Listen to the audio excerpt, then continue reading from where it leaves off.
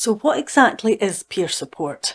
Well, a lot of people ask me that, and I think the best way to explain it is that you have formal support and you have informal support.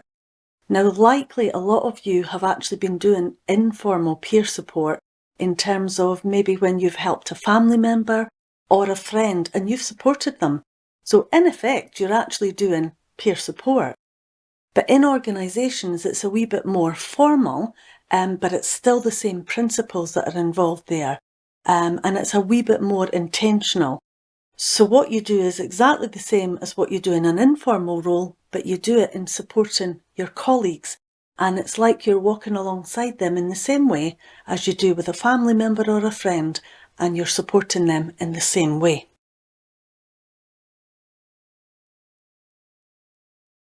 The way that this benefits organisations is that it means that there's more early intervention work rather than letting it get to a crisis.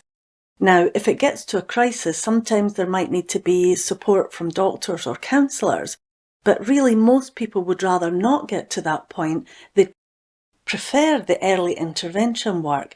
So if a peer worker can actually work along with another colleague, then hopefully that early intervention can support that. So it's more like a win-win situation for each person.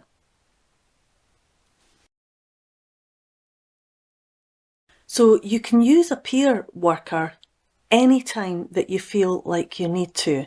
In fact, the earlier the better. So when somebody can come in and support you earlier, hopefully then you don't actually get to a crisis point. And the great thing about a peer worker is they're not there to diagnose you, to put labels on you, to tell you what to do or to advise you that this is the best course. They're there to listen and to actually walk alongside you. So it's much more of an equal partnership. And so it does both people the world of good. It quite often can support the peer worker when they're supporting someone else. So it's really good for the two people involved. So who can be a peer worker? Well, quite frankly, anyone can be a peer worker. If you have a desire to actually support and help other people, then anyone can be a peer worker.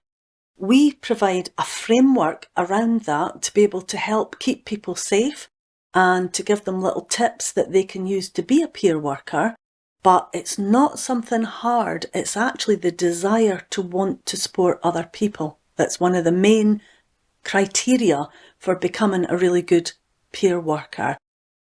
So once we've given you the framework, then afterwards it's really up to you to put it into practice.